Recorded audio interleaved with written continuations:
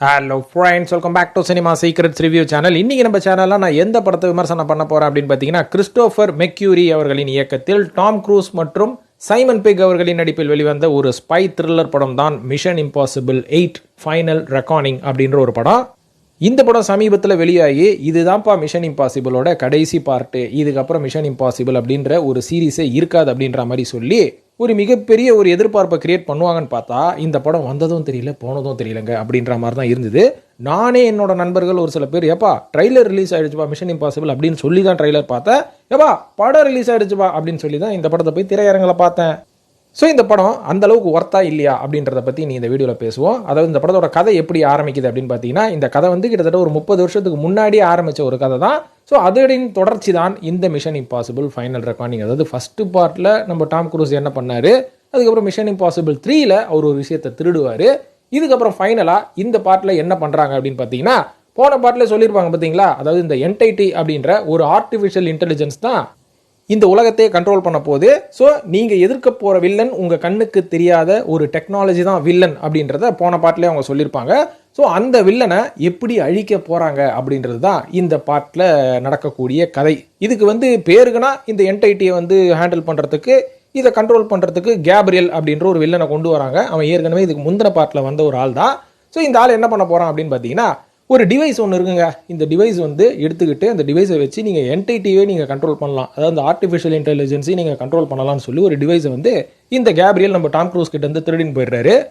So இந்த பக்கம் Tom cruise அவரோட ஃப்ரெண்டு ஒருத்தர் இருப்பார் பார்த்தீங்களா, நல்லா கருப்பா குண்டா ஒரு பிளாக் மேன் ஒருத்தர் இருப்பார் பார்த்தீங்களா, அவர் வந்து இன்னும் ஒரு சின்ன ஒரு டிவைஸை கண்டுபிடிக்கிறாரு. இந்த டிவைஸ் கேப்ரியல் கிட்ட இருக்கிற டிவைஸும் இவரோட டிவைஸையும் ஒன்று சேர்த்தா ஆக்சுவலாக வந்து இந்த என்டைட்டியோட அந்த செயல்பாடுகளை நம்ம வந்து டோட்டலாக கண்ட்ரோல் பண்ணி அழிச்சிடலாம் அப்படின்ற மாதிரி சொல்கிறாங்க. ஆனால் அந்த பக்கம் என்டைட்டி என்ன பண்ணிட்டு இருக்குன்னா, உலகத்துக்குள்ள ஒரு பெரிய நியூக்ளியர் வார் வந்து ஒன்று கிரியேட் பண்ணணும் அப்படின்ற மாதிரி உலகத்தையே மொத்த கண்ட்ரோல் அது எடுத்துக்குது. ஸோ இதுக்கப்புறம் என்ன ஆகுது அப்படின்னு பார்த்தீங்கன்னா, இந்த ஒரு வாரை கிரியேட் பண்ணதுக்கு ஒரு பெரிய பங்கு டாம் க்ரூஸ் கிட்ட தான் இருக்கு. ஏன்னா தேர்ட் பார்ட் மிஷன் இம்பாசிபிள் இந்த ரேபிட் ஃபுட் அப்படின்ற ஒரு ஒன்றத்தை வந்து ஒரு திருடின்னு போகிறனால தான் அன்னைக்கு ஆரம்பித்த பிரச்சனை இன்னி வரைக்கும் ஓயாமல் இருக்குது. ஸோ அதனால் டாம் க்ரூஸ் அவர்களும் உலகம் அழிகிறதுக்கு ஒரு பெரிய காரணம். அதனால் ஒழுங்கு மரியாதையாக இதை நீயே தீர்த்து வச்சிரு அப்படின்ற மாதிரி அமெரிக்கா பிரசிடென்ட் சொல்கிறாங்க.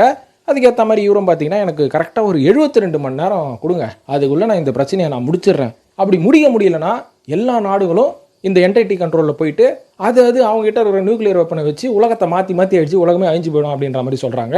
ஸோ அந்த யூஎஸ் பிரசிடென்ட் நம்ம டாம் க்ரூஸ் அவர்களை நம்பி 72 மணி நேரம் தராங்க, இந்த என்டைட்டியும் அழியணும், இந்த கேப்ரியலையும் நீ காலி பண்ணணும் அப்படின்ற மாதிரி. ஸோ இந்த 72 மணி நேரத்தில் கேப்ரியலை காலி பண்ணி உலகத்தை காப்பாற்றினாராப்பா டாம் க்ரூஸ் அப்படின்றது தான் இதுதான் இந்த படத்தோட கதை அப்படின்றத உங்களுக்கு புரிய வைக்கிறதுக்கு இந்த படத்தை நான் கிட்டத்தட்ட 3 மணி நேரம் பார்த்தேன்.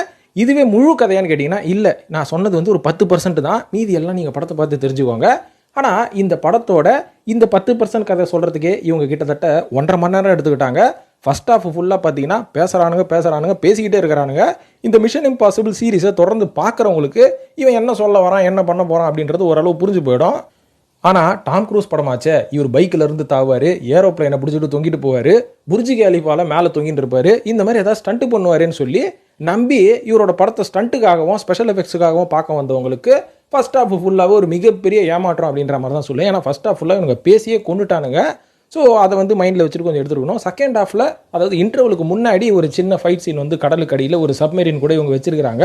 ஸோ அது கூட பார்த்தீங்கன்னா ரொம்ப சுவாரஸ்யமாக இல்லை, ஃபுல் அண்ட் ஃபுல் சிஜியில் தான் போயிருக்கிறாங்க. இது மட்டும் இல்லாமல் டாம் க்ரூஸ் அவர்கள் எப்போவுமே மிஷன் இம்பாசிபிளில் ஏதாவது ஒரு சீரியஸான ரிஸ்க் எடுத்து ஏதாவது ஒரு ஸ்டண்ட் பண்ணுவார். இந்த படத்தில் அந்த மாதிரி எதுவுமே பெருசாக பண்ணலை, நிறைய க்ரீன் மேட்டில் தான் பண்ணியிருக்கிறாரு. உதாரணத்துக்கு ஓப்பனிங்கில் வர ஃபைட் வந்து கொஞ்சம் இன்ட்ரெஸ்டிங்காக இருக்கும். இதுக்கப்புறம் இன்டர்வல் பிளாக்ல அந்த சப்மெரின்ல இருந்து அந்த டிவைஸ் எடுத்துகிட்டு வரதுக்காக போவார். ஸோ அது வந்து கொஞ்சம் இன்ட்ரெஸ்டிங்காக தான் இருக்கும். ஆனால் அதுவும் ஃபுல்லாக க்ரீன் மேட்டு, அதுவும் ரொம்ப ஸ்லோவாக இருக்குங்க. ஆனால் டெக்னிக்கலாகவும் விஷுவலாகவும் இந்த படம் வந்து மிரட்டி எடுத்திருப்பாங்க அப்படின்ற மாதிரி சொல்லுவேன். டெக்னிக்கலாகவும் விஷுவலாகவும் இது வந்து ஒரு நல்ல குவாலிட்டியான படம் தான். இதுக்கப்புறமா கிளைமேக்ஸில் வந்து அந்த ஒரு ஃபைட்டு, அதாவது அந்த ஃப்ளைட் ஃபைட்டுன்னு ஒன்று இருக்குது. இது பார்த்தீங்கன்னா இது ஃபுல்லாக க்ரீன் மேட்டு தான். அது வந்து ரொம்ப நேரம் அந்த ஃபைட் வந்து போயிட்டே இருந்தாலும் இன்ட்ரெஸ்டிங்காக இருந்ததா அப்படின்னு கேட்டிங்கன்னா இன்ட்ரெஸ்டிங்காலாம் ஒன்றும் பெருசாக இல்லைங்க. ஸோ ஏதோ ஃபைட்டு இருக்குது பார்க்கலாமே அப்படின்ற மாதிரி தான் பார்த்தோம். ஸோ மொத்தத்தில் இந்த ஃபைனல் ரெக்கார்டிங் எப்படி இருக்குது அப்படின்னு பார்த்தீங்கன்னா, ஒரு ஒன் டைம் வாட்சபிள் ஆக்ஷன் படம் தான் இது. இதை தாண்டி பெருசாக சுவாரஸ்யமான எந்த ஒரு சம்பவங்களும் இந்த படத்தில் இல்லை. ஆஸ் யூஷுவல் நம்ம டாம் க்ரூஸ் படத்தில் எதிர்பார்க்கக்கூடிய ஒரு சில விஷயங்கள் இருக்குது. ஆனால் இந்த கோஸ்ட் ப்ரோட்டோகாலு, அதுக்கப்புறம் ஃபால் அவுட்டு, இதுக்கு முன்னாடி வந்த பார்ட்டில் வந்த ஒரு சில இன்ட்ரெஸ்டிங்கான சுவாரஸ்யமான விஷயங்கள் எல்லாமே இந்த படத்தில் மிஸ்ஸிங் அப்படின்னு நான் சொல்லுவேன். ஸோ இந்த படத்துக்கு நம்ம சினிமா சீக்ரெட்ஸ் கொடுக்கக்கூடிய ரேட்டிங் 5க்கு 3.